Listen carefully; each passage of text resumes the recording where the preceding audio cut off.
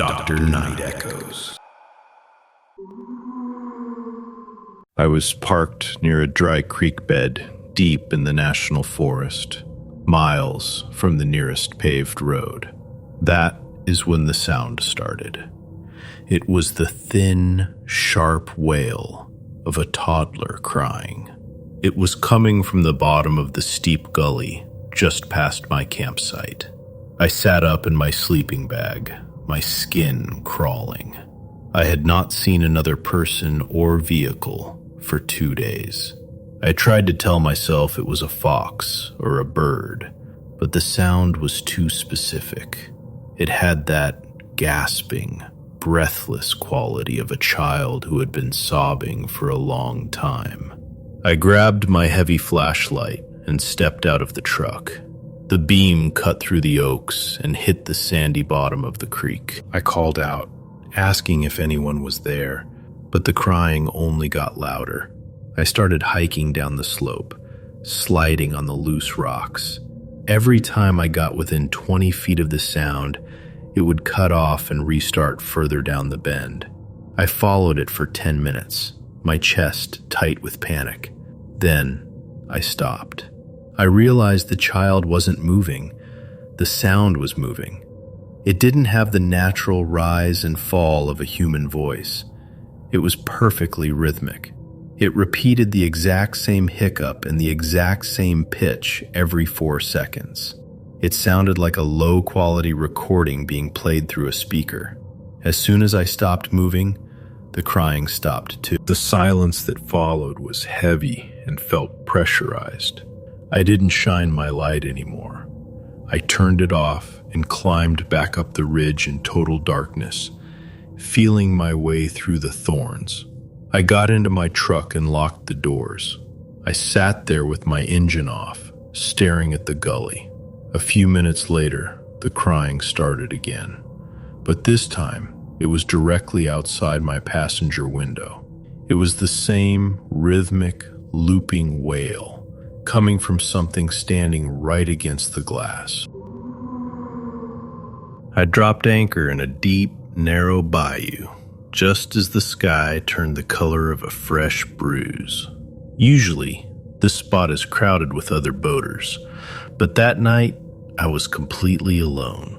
The water was flat and black, reflecting the mossy cypress trees that crowded the banks.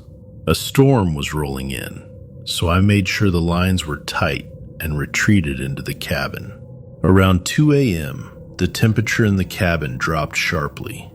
I woke up in total darkness, sensing a change in the air. Then the sound started. It was a high, thin wailing that seemed to vibrate through the very floorboards of the boat. It wasn't the wind whistling through the rigging, and it wasn't the cry of a loon or a bobcat. It was a multi-tonal shriek, rising and falling in a way that felt intelligent. The most terrifying part was the direction. It wasn't coming from the shore.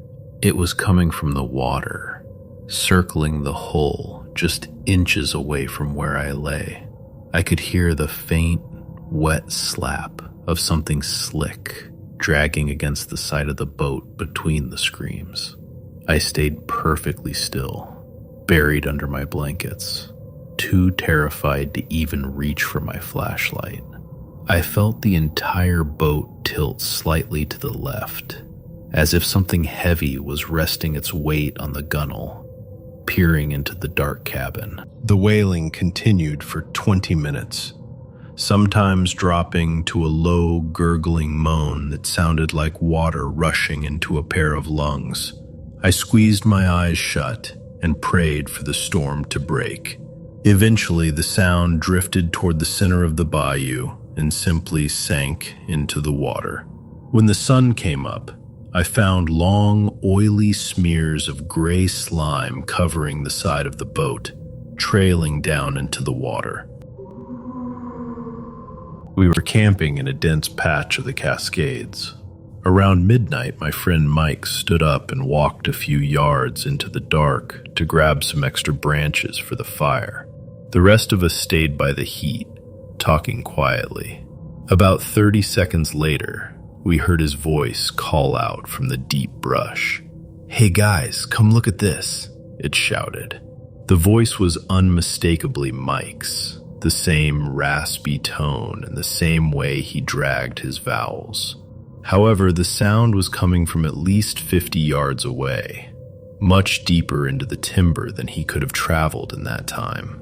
We all stood up, grabbing our flashlights to head toward the sound. Just as we stepped away from the fire, the real Mike walked back into the light from the complete opposite direction. He was carrying a heavy armful of cedar limbs and looked confused. He asked why we were all standing there staring into the darkness behind him. Before anyone could answer, the voice from the deep brush called out again, louder this time. "Hey guys, come look at this." The pitch and the rhythm were an exact, perfect match of Mike's voice. It felt like a recording, but it was coming from the pitch-black woods where nothing should have been. The real Mike froze, and the wood he was holding tumbled out of his arms and hit the dirt. We didn't say a word to each other. We didn't look back to see if there was movement in the trees. The voice called out a third time, but the tone had flattened out, sounding less like an invitation and more like a command. We scrambled for the truck, piling into the cab while the engine was still turning over. As we sped down the Forest Service road, I looked in the rearview mirror.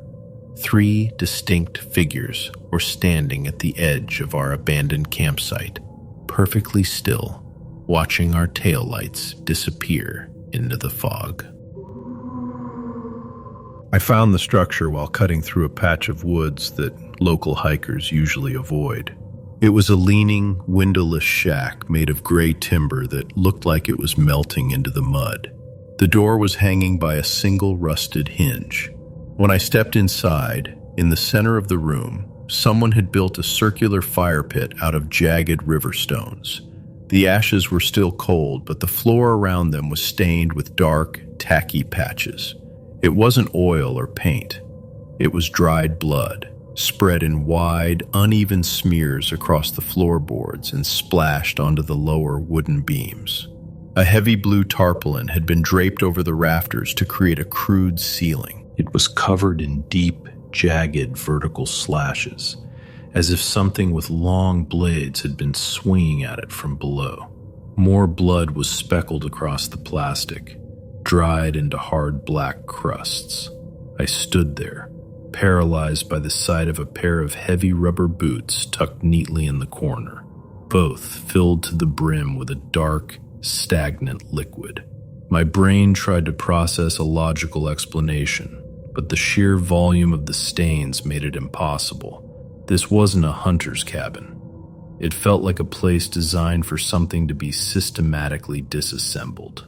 The silence was broken by the sharp, rhythmic crunching of heavy boots on the dry twigs outside. The footsteps were coming from the path I had just used. They weren't hurried. They were steady and heavy, moving with a terrifying sense of ownership. I didn't look out the door. I scrambled through a gap in the back wall where the boards had rotted away and sprinted into the thickest part of the brush. I returned 3 days later with 2 friends and a camera, but the shack was empty. The boots were gone. The tarpaulin had been stripped from the rafters, and the blood stains had been scrubbed until the wood was raw and white. When I was 16, 3 of us hiked deep into the Adirondack backcountry, miles away from the marked trails. As my friend was hammering in his first tent stake, he suddenly stopped and pointed at an old birch tree on the edge of the camp. Wedged deep into a split in the rough bark was a single bleached white bone. It was small and thin. It looked exactly like the middle joint of a human finger. We tried to laugh it off, telling ourselves it was just a scrap of a deer carcass left by a coyote. Then I looked at the tree next to it. Another bone was shoved into the wood at eye level. My stomach dropped as we began to scan the rest of the clearing. It wasn't just 2 trees. Every single tree forming the perimeter of that clearing had a bone wedged into it. They were all at the same height, encircling the flat ground where we were standing. Some were small ribs, and others were joint pieces, but they were all cleaned and dried.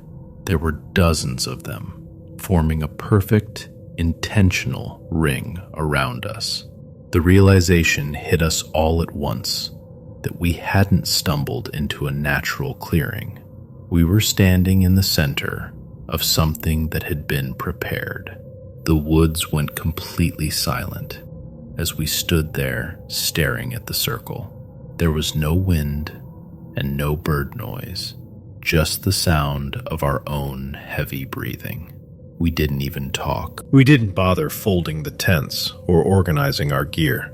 We just shoved the loose nylon and poles into our packs, throwing everything in as fast as we could. We hiked for 3 hours in total darkness, using our headlamps to navigate the rough terrain. We didn't stop until we reached a rocky ridge miles away. Even now, I can't shake the feeling that someone was sitting just outside that bone circle, waiting for us to zip ourselves into our sleeping bags. I was parked near a dry creek bed deep in the national forest, miles from the nearest paved road. That is when the sound started. It was the thin, sharp wail of a toddler crying. It was coming from the bottom of the steep gully just past my campsite. I sat up in my sleeping bag, my skin crawling. I had not seen another person or vehicle for 2 days. I tried to tell myself it was a fox or a bird, but the sound was too specific. It had that gasping, breathless quality of a child who had been sobbing for a long time. I grabbed my heavy flashlight and stepped out of the truck. The beam cut through the oaks and hit the sandy bottom of the creek. I called out, asking if anyone was there, but the crying only got louder. I started hiking down the slope, sliding on the loose rocks. Every time I got within 20 feet of the sound, it would cut off and restart further down the bend. I followed it for 10 minutes, my chest tight with panic. Then I stopped. I realized the child wasn't moving. The sound was moving. It didn't have the natural rise and fall of a human voice. It was perfectly rhythmic. It repeated the exact same hiccup and the exact same pitch every 4 seconds. It sounded like a low-quality recording being played through a speaker. As soon as I stopped moving, the crying stopped too. The silence that followed was heavy and felt pressurized. I didn't shine my light anymore. I turned it off and climbed back up the ridge in total darkness, feeling my way through the thorns. I got into my truck and locked the doors. I sat there with my engine off, staring at the gully. A few minutes later, the crying started again. But this time, it was directly outside my passenger window. It was the same rhythmic, looping wail, coming from something standing right against the glass. I had finally built up the courage to go on my first solo camping trip in a remote part of the state park. The evening was peaceful, but as soon as I crawled into my sleeping bag, the woods felt much smaller. Around midnight, the thin nylon wall of my tent suddenly dipped inward. Something was leaning against the fabric, pressing hard enough that I could see the silhouette of a shoulder through the material. I held my breath, hoping it was just a stray dog or a deer. Then, the scratching started. It was the sound of long, sharp fingernails dragging slowly from the very top of the tent all the way down to the dirt. The sound was deliberate. It was not the random pawing of an animal looking for food. It was rhythmic and calm.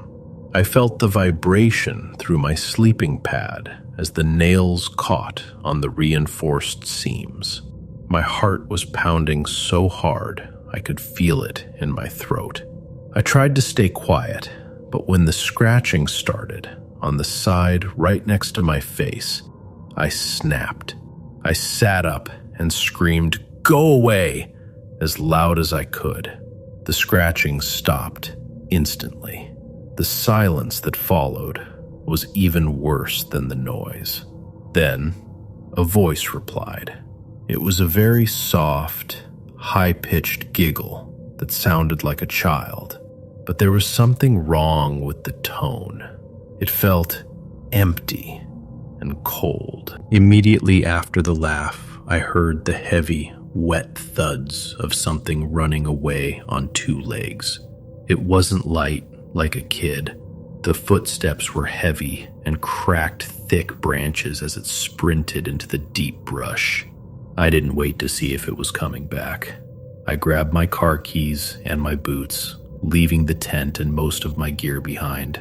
I ran to my car and drove 3 hours back to the city in total silence. I still haven't gone back for my equipment.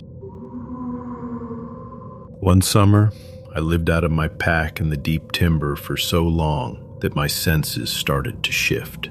One afternoon, I was sitting on a downed cedar, just letting the silence settle around me.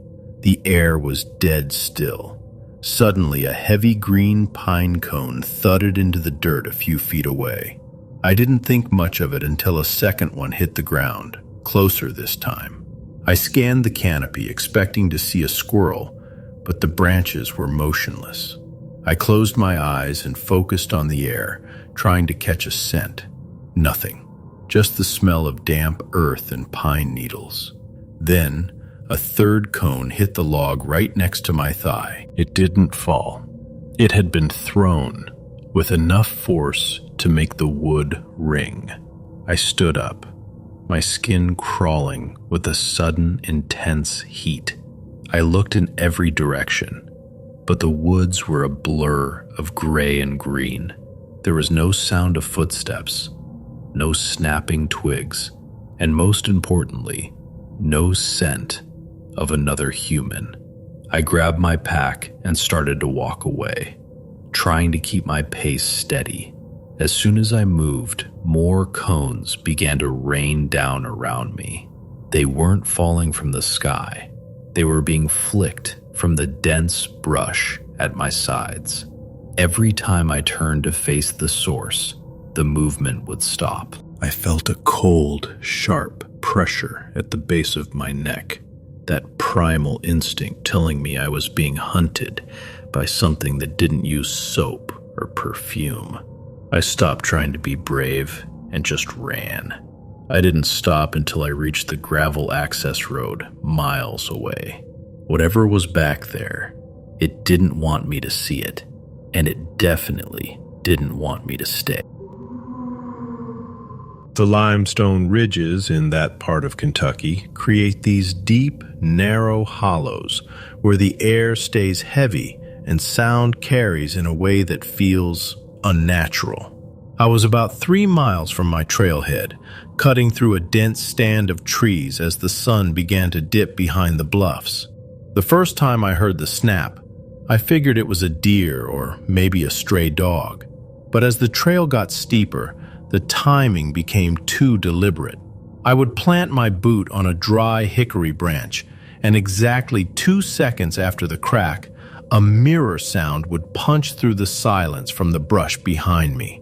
It was not the clumsy crashing of an animal. It was a controlled, weighted mimicry. I stopped dead in my tracks to adjust my pack, and the forest behind me went instantly silent. No leaves settling, no shifting weight. I waited a full minute, my heart hammering against my ribs, before taking 5 rapid, aggressive lunges forward. I stopped abruptly. 5 identical, rapid thuds followed from the thicket, stopping precisely when I did. The distance between us remained a constant, suffocating 20 yards. I tried to convince myself it was an echo, but the ground was wrong, and the rhythm was too human. I started walking again, this time counting out 10 paces at a slow, dragging crawl. 10 dragging paces answered me, perfect and mocking. The most disturbing part was the lack of visual confirmation. Every time I whipped my head around, the laurel bushes were perfectly still. No branches swaying, no glimpse of clothing or skin. When I finally broke into the clearing where I had pitched my tent, the sounds stopped at the tree line. I did not start a fire. I sat in the dark with my back against a cedar tree, watching the spot where I had emerged. Just before dawn, I heard a single, low, metallic clink, the sound of a buckle or a coin, drop onto a rock exactly where the footsteps had ended. Someone had been standing there the whole time, just watching me wait. The sun was beginning to drop behind the jagged peaks of the valley, casting long, distorted shadows across the trail. I was miles from the trailhead, and the total silence of the woods was starting to make me feel exposed. I stopped moving immediately.